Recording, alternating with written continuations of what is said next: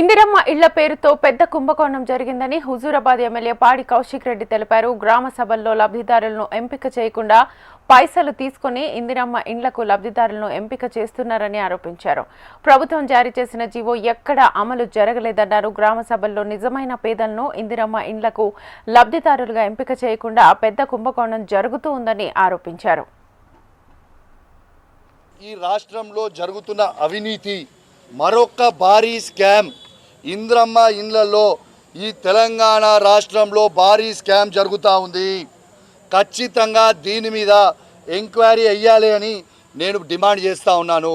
ఎందుకు చెప్తున్నా అంటే ఇలా ఒక్క ఇల్లు తీసుకోవాలంటే ఒక్క ఇల్లు శాంక్షన్ చేస్తే 50,000 రూపాయల లంచాలు మరి తీసుకుంటున్నారు.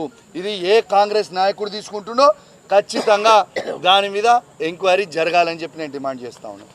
ఇవాళ జియో నంబర్ 7లో ఏమని చెప్పిండ్రు? జియో నంబర్ 7లో ఇవాళ వాళ్ళు ప్రభుత్వం ఇచ్చిన జియోనే. ఆ జియోలో ఏం చెప్పిండ్రు? గ్రామ సభలో పెట్టి ఇవాళ బెనిఫిషరీస్ని మేము ఎంపిక చేస్తాము అని చెప్పిండ్రు. మరి ఇలా గ్రామ సభ, నేను ఉదాహరణ చెప్తున్నా, నా నియోజకవర్గమే చెప్తా ఉన్నాను. 107 గ్రామ పంచాయతీలున్నాయి, 60 వార్డులు ఉన్నాయి. నేను సవాల్ విసురుతున్నా, ఛాలెంజ్ కడతా ఉన్నా.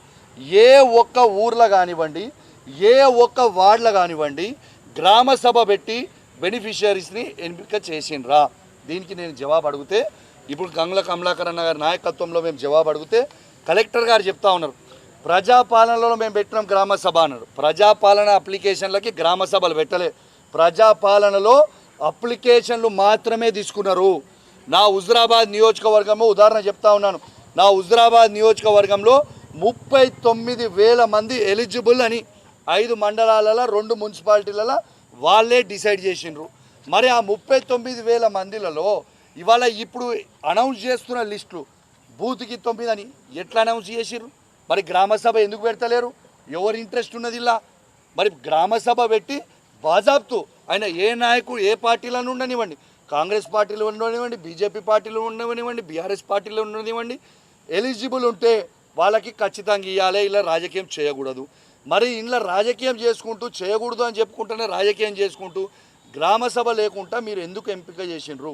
ఎవరిని అడిగి ఎంపిక చేసిరని చెప్పి మేము అడుగుతా ఉన్నాం. ఖచ్చితంగా దాని మీద జవాబు చెప్పాలి. ఇది హుజూరాబాద్ నియోజకవర్గంలోనే కాదు, మొత్తము తెలంగాణలోనూ అతి పెద్ద కుంభకోణము. నేను బాజాబ్తు చెప్తా ఉన్నా, దీని మీద ఎంక్వైరీ చెయ్యాలి. ఇది కుంభకోణం అనేది ఖచ్చితంగా క్లియర్గా కనబడతా ఉంది. మీరు ఎలిజిబుల్, ఇప్పుడు వాళ్ళు బోర్డు మీద పెట్టిన లిస్ట్ ఉన్న వాళ్ళని పోయి అడగండి. ఇలా వాళ్ళ దగ్గర డబ్బులు 50,000 రూపాయలు ఒక్కొక్కరి దగ్గర తీసుకున్నారా తీసుకెళ్ళలేదా అనేది వాళ్ళని అడగండి. ఖచ్చితంగా ఇది భారీ కుంభకోణం, పెద్ద స్కాము. దీని మీద ఖచ్చితంగా రెస్పాండ్ కావాలి.